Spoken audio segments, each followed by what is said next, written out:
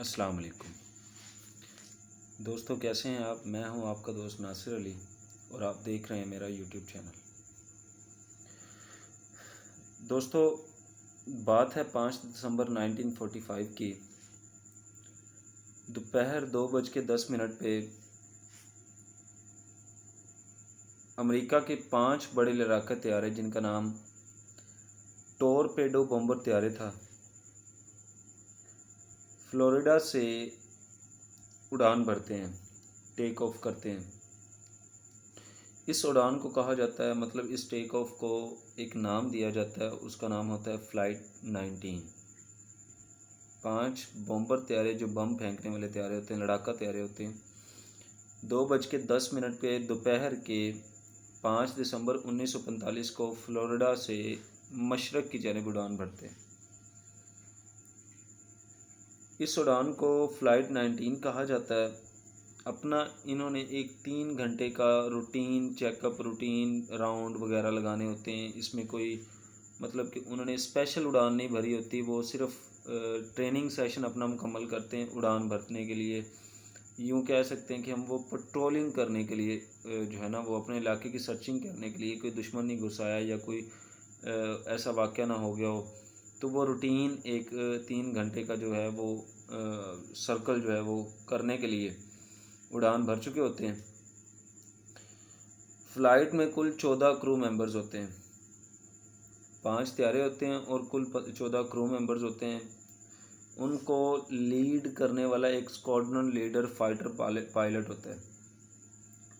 एक squadron fighter pilot होता है, और वो पायलट भी आम पायलट नहीं होता। जंग अज़ीम दोम के बेहतरीन पायलट्स में शुमार होने वाला वो पायलट होता है। बड़ा ज़बरदस्त फाइटर पायलट रह चुका होता है। अब वो इन 5 बॉम्बर्स तैयारे को लीड कर रहा होता है। मशरक़ की जानिब वो सफ़र करना शुरू करते हैं। फ्लोरिडा से सब कुछ मामूल पे होता है, मौसम बिल्कुल साफ़ हो रहा होता है। लेकिन उड़ान भरने के 2 घंटे बाद, यानी जब वो टेक ऑफ करते हैं तो वो 2 घंटे तक तो बिल्कुल ज़बरदस्त चल रहे होते हैं। ठीक 2 घंटे बाद कुछ अननेसेसरी चीज़ें जो है वो वक़ूफ़ पज़ीर होना शुरू हो जाती हैं। उनके जो स्क्वाड्रन लीडर होते हैं वो इस चीज़ को नोट करते हैं कि उनके कंपास में अचानक से ख़राबी पैदा हो गई है। मतलब उनका कंपास जो है, कंपास जिससे हम समतों का अंदाज़ा लगाते थे पुराने दौर में, अब तो डिजिटल कंपास आ गए हैं। तो पहले वो जो है वो अपने कंपास से अंदाज़ा लगाता है कि उसका कंपास जो है वो ख़राब हो गया, उसको समत का तयन नहीं किया कर पा रहा। तो वो अपने बैकअप कंपास को निकालता है और वो देखता है कि उसका वो वाला कंपास भी ख़राब हो चुके हैं। मतलब उसके जो कंपास और बैकअप कंपास दोनों ख़राब हो चुके होते हैं। उनको पोजीशन का जो है वो पता नहीं चल रहा होता कि अब हमारी पोजीशन क्या है, हम किस तरफ हैं, कहाँ जा रहे हैं। वो बाकी पायलट से पूछते हैं कि आप मुझे अपनी पोजीशन जो है वो वाज़ेह करें, क्योंकि मेरा कंपास काम नहीं कर रहा। तो बाकी पायलट्स भी अपने आलात को जब देखते हैं तो कहते हैं जी हमारे कंपास भी काम नहीं कर रहे। मतलब उनके कंपास भी इसी तरह से ख़राब हो चुके होते हैं। एक ही टाइम में 2 घंटे फ़्लाइट टेक ऑफ करने के बाद की बात है। स्क्वाड्रन लीडर का नाम होता है lieutenant Charles Keller Taylor. Lieutenant Charles Keller Taylor ये स्क्वाड्रन लीडर होते हैं। जंग अज़ीम दोम के बड़े मशहूर फाइटर पायलट रह चुके हैं। कंपास ख़राब होने के बाद उनको काफ़ी कन्फ्यूजन हो जाती है पैगामात रसानी के लिए। वो पीछे पैगाम नहीं भेज पाते कि हम उनको मतलब उनकी वो जो है वो साइड दिखाई जाए, बताई जाए कि वो किस तरफ सफ़र कर रहे हैं। तो रेडियो ट्रांसमीटर को देखते हैं, वो भी ख़राब हो चुका होता है। अचानक से वो अपने सिग्नल जो है वो ड्रॉप करने लग जाता है। मौसम अब आहिस्ता आहिस्ता मज़ीद ख़राब होना शुरू हो जाता है। अचानक से मौसम जो ठीक होता है वो आहिस्ता आहिस्ता ख़राब होना शुरू हो जाता है। शाम के 4:56 हो जाते हैं। टेलर को लगता है कि उनके जहाज़ जो असल में गल्फ़ सिटी के ऊपर हैं, गल्फ़ ऑफ मैक्सिको के ऊपर हैं, यानी कि उन्हें मशरक़ की जानिब सफ़र करना चाहिए।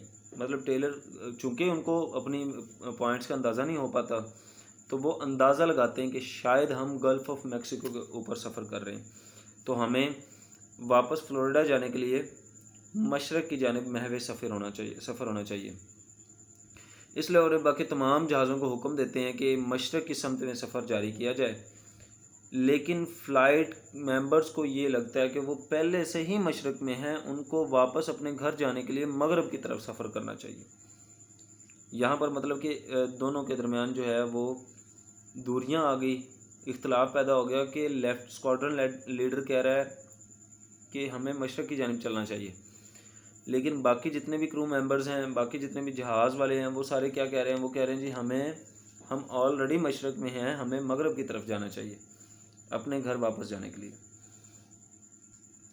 ऐसे मतलब वो दोबारा हुक्म देता है कि आप मशरक़ की जानिब सफ़र करें। इस हुक्म देने के फ़ौरी बाद ही एक तैयारे के रेडियो ट्रांसमिशन से एक पैगाम जो है वो सुनने को मिलता है कि बाकी तमाम फ़्लाइट मेंबर्स को शक है कि उन्हें मगरब में सफ़र करना चाहिए, लिहाजा मशरक़ की तरफ ना जाया जाए। लेकिन मौसम जो है वो उस टाइम तक बिगड़ता रहता है, सूरज ढल जाता है, अंधेरा हो जाता है। उस वक्त माना जाता है कि तैयारे मतलब वो जो पीछे तहकीकात करने वाले इदारे हैं वो मानते हैं कि उस टाइम जब ये सारी बातें हो रही थी तब जो है वो तैयारे मशरक़ में थे और उनको मगरब की तरफ सफ़र जो है वो करना चाहिए था। मतलब वो 370 किलोमीटर मशरक़ में फ़्लोरिडा के मौजूद थे, तो फ़्लोरिडा आने के लिए उनको मगरब में सफ़र करना चाहिए था, 370 किलोमीटर दूर थे। शाम के तकरीबन 7:04 पर टेलर का आखिरी रेडियो पैगाम जो है वो मौसूल होता है। उसके बाद ये पांचों जहाज़ जो हैं वो हमेशा के लिए गायब हो जाते हैं, बिल्कुल गायब। आज के दिन तक हम नहीं जानते कि ये जहाज़ कहाँ पर है, इनका कोई सुराग तक नहीं लगाया जा सका। ये तक नहीं पता लगाया जा सकता कि वो जहाज़ गए कहाँ, उनको ज़मीन खा गई या आसमान निकल गया, उनके साथ क्या वाक़या पेश आया है। फ़्लाइट 19 के गायब होने के फ़ौरी बाद एक search marine aircraft take off करता है।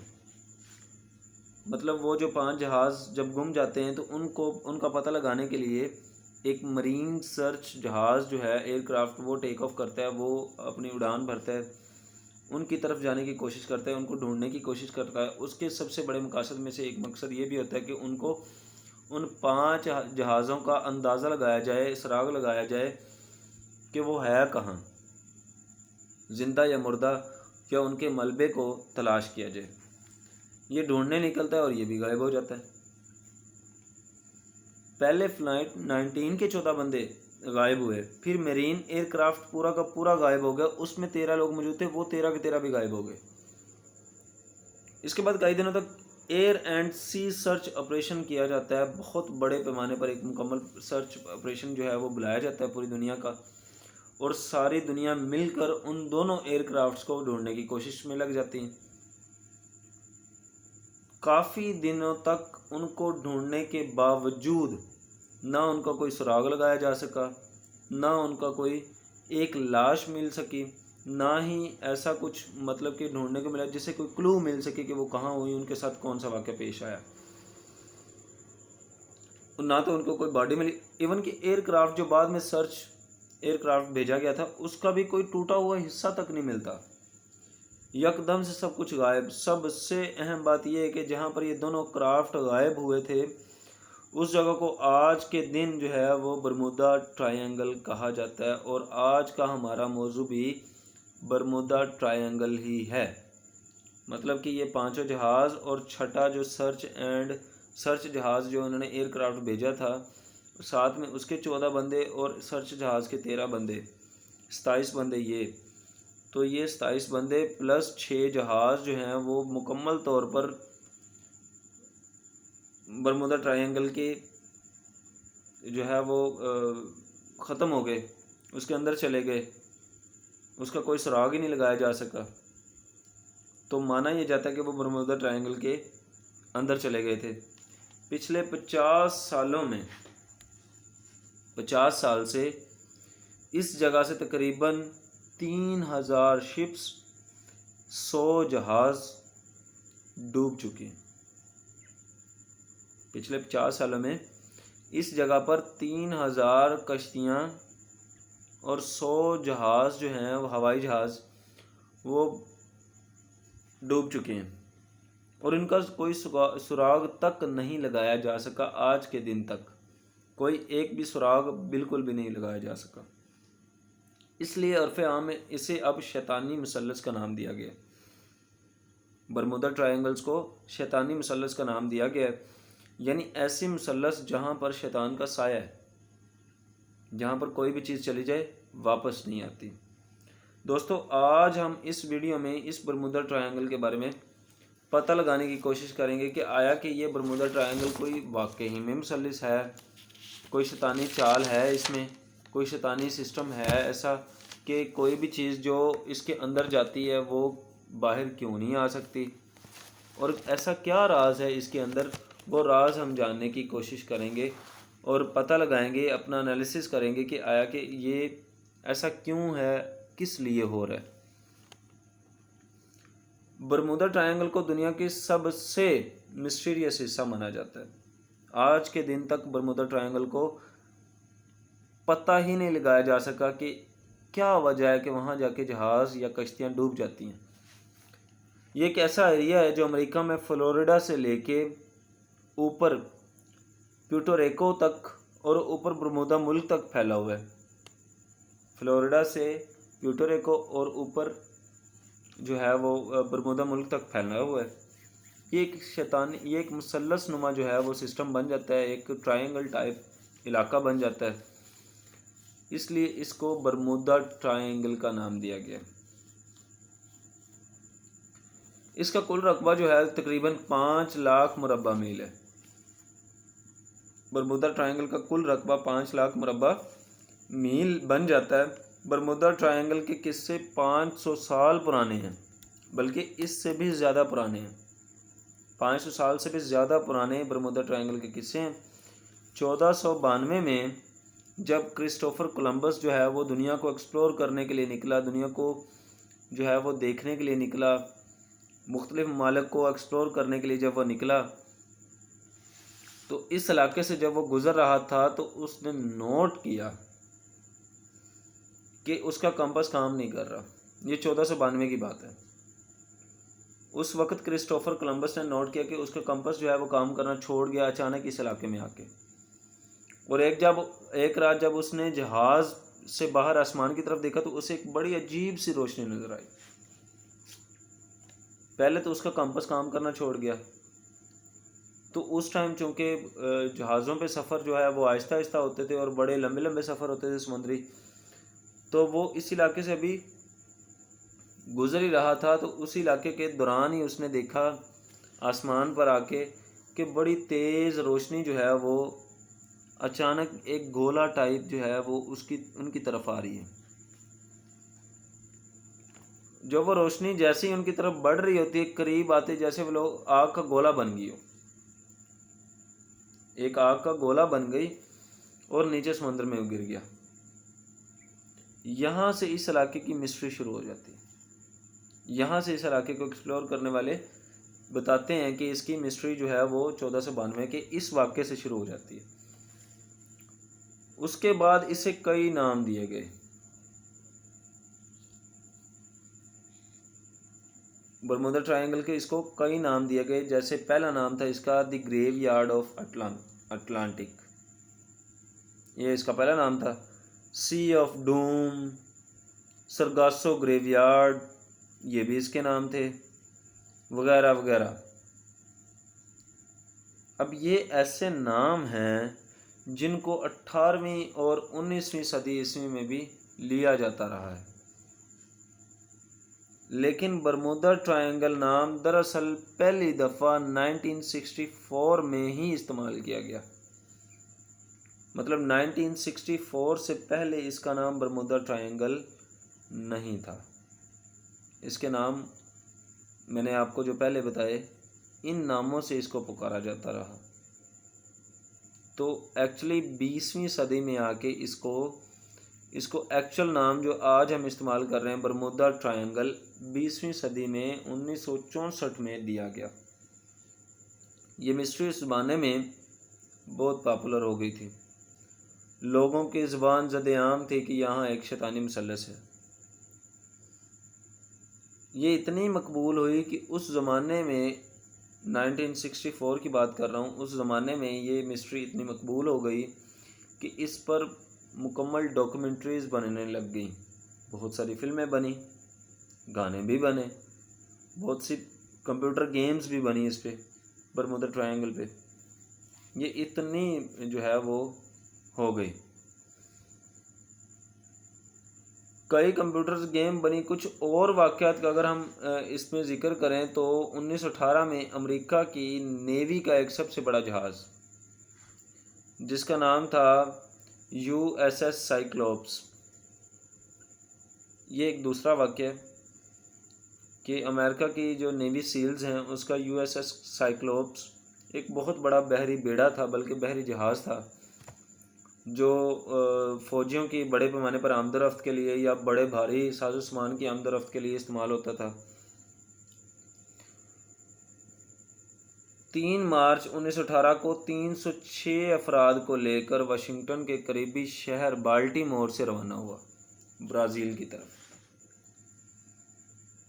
ये 1916 की बात है। 3 मार्च को 306 अफराद को लेकर USS साइक्लोप्स, सबसे बड़ा उस टाइम का दुनिया का सबसे बड़ा बहरी जहाज़, 306 अफराद को अमेरिका से लेकर वाशिंगटन के करीबी शहर जो है वो बाल्टीमोर, वहाँ से लेकर ब्राज़ील की तरफ जो है उसने चलना शुरू कर दिया। लोगों के अलावा इस जहाज़ में 11,000 टन मैंगनीज भी था। मौसम भी साफ़ सुथरा था, किसी किस्म की कोई परेशानी वाली बात भी नहीं थी। इवन के जब वो जहाज़ निकला तो उसके आखिरी अल्फाज भी ये थे कि द वेदर इज़ क्लियर। तो वो जहाज़ जब चला ब्राज़ील की जानिब, जाते जाते रास्ते में अचानक से ही गायब हो जाता। USS साइक्लोप्स एक बहुत बड़ा बहरी जहाज़ होता है, तो वो उसके अचानक से गायब हो जाने से समझ ही नहीं आता कि ये इतना बड़ा बहरी जहाज़ अचानक से गायब कैसे हो गया।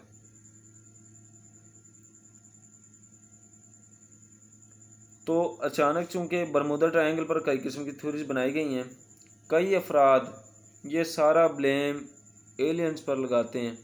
ये इसमें बहुत सारी थ्योरीज भी बनी हैं। मतलब अगर मैं ये कहूँ कि मैं समझता हूँ कि बरमुदा ट्रायंगल एक शैतानी मसलस है, तो मेरी एक थ्योरी बन जाएगी कि हाँ जी एक शैतान इसमें रहता है जो इन चीज़ों को खींच लेता है। और अगर कोई दूसरा इस चीज़ पर रिसर्च कर रहा है तो उसकी अपनी एक राय होगी। इस तरह से राय मुख्तलिफ बनती बनती इसमें मुख्तलिफ थ्योरीज बन गई। और कुछ लोग कहने लगे कि ये जो है वो एलियंस करते हैं, और एलियंस आते हैं इन जहाज़ों को और अपने साथ उड़ा कर ले जाते हैं। कुछ लोग कहते हैं कि इस जगह पर समंदर के नीचे एक बड़ा मॉन्स्टर रहता है, बड़ा एक जो है ना वो हैवान टाइप का जानवर रहता है जिसने इन तमाम जहाज़ों को गायब कर दिया होगा। कुछ लोग कहते हैं कि यहाँ का समंदर ही इस तरह से है कि वो सारे जहाज़ उसके अंदर चले जाते हैं। अब ये सारी जो है वो कॉन्स्पिरेसी थ्योरीज हैं, इनमें हतमी चीज़ कोई भी नहीं अभी तक। तमाम थ्योरीज को बहुत अजीबो गरीब चूँकि ये हैं, लेकिन हम यहाँ पर ये थ्योरीज डिस्कस नहीं करेंगे।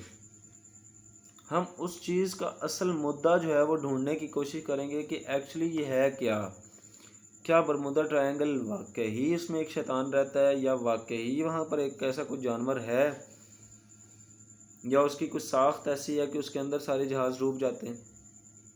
हम इन कॉन्स्पिरेसी थ्योरीज पर कोई बात नहीं करेंगे। हम यहाँ पर उन चीज़ों का अंदाज़ा लगाने की कोशिश करेंगे जो एक्चुअल में साइंस साबित कर रही है। जो साइंस से हमें मिल रहा है, हम सिर्फ उस चीज़ को देखेंगे, बल्कि परखेंगे कि अब वाकई क्या ऐसा कुछ है या नहीं है।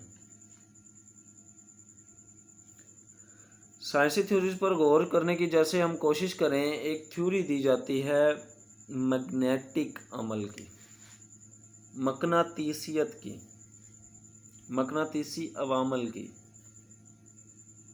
मैग्नेटिक फील्ड की। आपने फिज़िक्स में सुना होगा कि जो है अर्थ है इट्स ऑन मैग्नेटिक फील्ड, तो वही मैग्नेटिक फील्ड की जो एक थ्योरी है वो दी जाती है। जब हम जिक्र करते हैं मैग्नेटिक फील्ड में तो मकनातीसी नॉर्थ पोल और साउथ पोल हमारे जहन में फौरी तौर पे आ जाते हैं कि हमारे पास जो कंपास होता है उसका एक नॉर्थ पोल होता है और एक साउथ पोल होता है, एक शुमाल की जानिब होता है और एक जनूब की जानिब होता है, जिससे हम समत का अंदाज़ा लगाते हैं। तो मैग्नेटिक नॉर्थ पोल और ज़मीन का नॉर्थ पोल, इन दोनों में ख़ास फ़र्क है। मकनातीस का जो नॉर्थ पोल है और जो ज़मीन का नॉर्थ पोल है, इनमें ख़ासा फ़र्क है, इसको आपको समझने की ज़रूरत पड़ेगी। ये दो अलग अलग चीज़ें हैं। लेकिन ज़मीन पर कुछ ऐसी जगहें हैं जहां अगर हम कंपास से देखें तो मकनातीसी नॉर्थ पोल और ज़मीन का नॉर्थ पोल एक ही लाइन में नज़र आते हैं। ये कुछ कुछ जगह हैं, इनको हम एगोमिक लाइंस कहते हैं। एगोनिक लाइंस क्या होती हैं? ये लाइंस वक्त के साथ साथ बदलती रहती हैं, एक जगह पे नहीं होती। लेकिन पिछले 300 साल से ये लाइनें बरमूडा ट्रायंगल के आसपास आ रही हैं। ये जो एगोनिक लाइंस हैं, साइंस के मुताबिक ये पिछले 300 साल से बरमूडा ट्रायंगल के कुछ अंदर रह रही हैं, कोई भी साथ करीब में आ रही हैं या आसपास ही हैं, मतलब कि चेंज नहीं हुई। तो कहते हैं कि ये इन लाइंस की वजह से, चूँकि कशिश शक्ल जो है वो तब्दील हो जाती है, उसके नॉर्थ पोल चेंज हो जाते हैं, उसके साउथ पोल चेंज हो जाते हैं, नॉर्थ और साउथ एक लाइन में आ जाते हैं। तो हो सकता है कि इस वजह से कंपास बिगड़ जाते हैं और वहाँ पर रेडियो फ्रीक्वेंसी जो है उसकी एक्टिवेशन ख़राब हो जाती है, रेडियो ट्रांसमीटर ख़राब हो जाते हैं, या वो मतलब कि वो खुर्द बुर्द हो जाते हैं और इसी वजह से वो जहाज़ जो हैं वो तबाह हो जाते हैं। तो एक तो थ्योरी ये है। दूसरी थ्योरी है कि ये इलाका ज़्यादा गहरा नहीं है। बरमूडा ट्रायंगल का मतलब कि हम फ्लोरिडा से बरमूडा मुल्क तक देखें तो वो कहते हैं जी ये जो पट्टी है मुसल्लस नमा, ये ज़्यादा गहरी नहीं है। मतलब इस पर अगर बड़े बड़े जहाज़ आएंगे, बड़े बड़े कार्गो आएंगे तो वो क्या होगा कि वो नीचे धंस आएंगे, धंसने से वो टूट जाते होंगे, टूट कर वो जो है वो इसका हिस्सा बन गए, समंदर बुर्द हो जाते हैं। तो ये भी एक थ्योरी पाई जाती है। तीसरी जो सबसे बड़ी थ्योरी है वो है हरिकेन्स की मिकदार। हरिकेन्स की मिकदार, अगर हम दुनिया में हरिकेन्स की मिकदार को देखें तो ये चाइना में सबसे ज़्यादा पाया जाता है। सबसे ज़्यादा इसकी मिकदार चाइना में है। दूसरे नंबर पर इसकी सबसे ज़्यादा मिकदार जो है वो अमेरिका में है हरिकेन्स की। तीसरे नंबर पर सबसे ज़्यादा मिकदार इसकी क्यूबा में है। क्यूबा भी चूँकि इसी एरिया में है इसलिए अमेरिका में सबसे ज़्यादा जो है, और क्यूबा में भी ये मिकदार जो है वो तीसरे नंबर पर सबसे ज़्यादा पाई जाती है। अब बात हो रही थी अमेरिका की, तो चूँकि अमेरिका बरमूडा ट्रायंगल में आता है, इसको शहर जो फ्लोरिडा है वहाँ से ये मसले स्टार्ट होते हैं, तो सबसे ज़्यादा हरिकेन्स फ्लोरिडा में पाए जाते हैं। हरिकेन्स की सबसे ज़्यादा मिकदार जो है वो फ्लोरिडा में, और ये जो फ्लोरिडा ये उसी इलाके के अंदर है जिसे हम आज बरमूडा ट्रायंगल कहते हैं। चौथी जो साइंसी थ्योरी पेश की जाती है वो है मीथेन गैस की थ्योरी, यानी कि मीथेन हाइड्रेंट्स की थ्योरी जो है वो चौथे नंबर पर सबसे मजबूत साइंसी थ्योरी है। यानी इस इलाके में मीथेन हाइड्रेंट्स की तादाद ज़्यादा पाई जाती है। मीथेन एक गैस होती है, हाइड्रेंट्स की तादाद इसमें ज़्यादा पाई जाती है। ये तीसरी थ्योरी है। मीथेन यानी कि ऑस्ट्रेलिया में एक यूनिवर्सिटी ने तहकीक की और पता चला कि जिस जगह मीथेन हाइड्रेंट्स की मिकदार ज़्यादा होगी वहाँ पर बबल्स की वजह से पानी की डेंसिटी कम हो जाती है। यानी कि मीथेन हाइड्रेंट्स की वजह से पानी में बबल्स जो हैं वो बनना शुरू हो जाते हैं, जिससे पानी की डेंसिटी कम हो जाती है। डेंसिटी कम होने से जहाज़ उसके अंदर बतदरीज सिकुड़ता चला जाता है और आखिर में टूट फूट कर उसके पानी के बुर्द हो जाता है। मतलब उसके पानी की डेंसिटी कम होने से जहाज़ का तवाज़ुन बिगड़ता है और वह डूब जाता है। ये एक बहुत ही कारआमद थ्योरी मुझे लग रही है। मतलब मैं अगर ख़ुद अपनी राय दूं तो ये मुझे जो है वो थ्योरी एक कामयाब थ्योरी लग रही है कि ये एक साइंसी थ्योरी है, इस पर गौर किया जा सकता है। लेकिन बरमूदा में जितने भी जहाज़ डूबे, इनके डूबने का कोई बराह रास्त ताल्लुक इस थ्योरी से निकला ही नहीं है। बरमूदा में जितने जहाज़ गिर चुके हैं या जितने जहाज़ गिरे हैं, उनकी जब तहकीक की गई तो उसका इस थ्योरी के साथ कोई लिंक बन नहीं रहा, लिंक बना ही नहीं है। कोई ऐसा सेटअप नहीं बना जिससे ये पता चले कि वाकई मथीन हाइड्रेंट्स की वजह से इन जहाज़ों का तवाज़ुन बिगड़ा और वो डूब गए। इवन कि उनका मलबा तक नहीं मिला। अगर वो टूटते डूबते तो उनका मलबा तो मिल सकता था, कोई लाश तक नहीं मिली। इसलिए इस थ्योरी का कोई बराह रास्त इसमें ताल्लुक नज़र नहीं आता। ये थ्योरी अब होगी रिजेक्ट, मतलब कि पहले चारों थ्योरी जो हैं वो कायम हैं लेकिन रिजेक्ट होगी। अब जो लास्ट पांचवी थ्योरी है, जो मेरी नज़र में सबसे ज़्यादा मोतबर है, सबसे अच्छी है, वो जिसको हम नाम देते हैं Borderman of effect. Borderman of effect ये एक दिमागी बीमारी होती है, साइंस कहती है। तो ये जो इफ़ेक्ट है, ये इसमें होता क्या है, वो कहता है जी इसको हम फ्रीक्वेंसी इल्यूजन भी कह सकते हैं। मतलब फ्रीक्वेंसी इल्यूजन ये एक दिमागी असर है कि जब हम चीज़ों को ज़्यादा नोटिस करना शुरू कर देते हैं तो वो चीज़ें हमें आसपास ज़्यादा दिखना शुरू हो जाती हैं। ऐसी ही चीज़ इसके मुतालिक भी है कि बरमूदा ट्रायंगल में पहले भी जहाज़ डूबे हैं, पहले भी ये मामलात हुए हैं। सिर्फ बरमूदा ट्रायंगल में नहीं, दुनिया के समंदर में बहुत ज़्यादा मिकदार में, बड़े बड़े समंदरों में, बड़ी बड़ी जगह पर बहुत सारे जहाज़ जो हैं वो डूबे हैं। उनका सुराग मिला है, किसी का नहीं भी मिला, किसी की बॉडी मिली है, किसी की बॉडी नहीं भी मिली। तो मतलब कि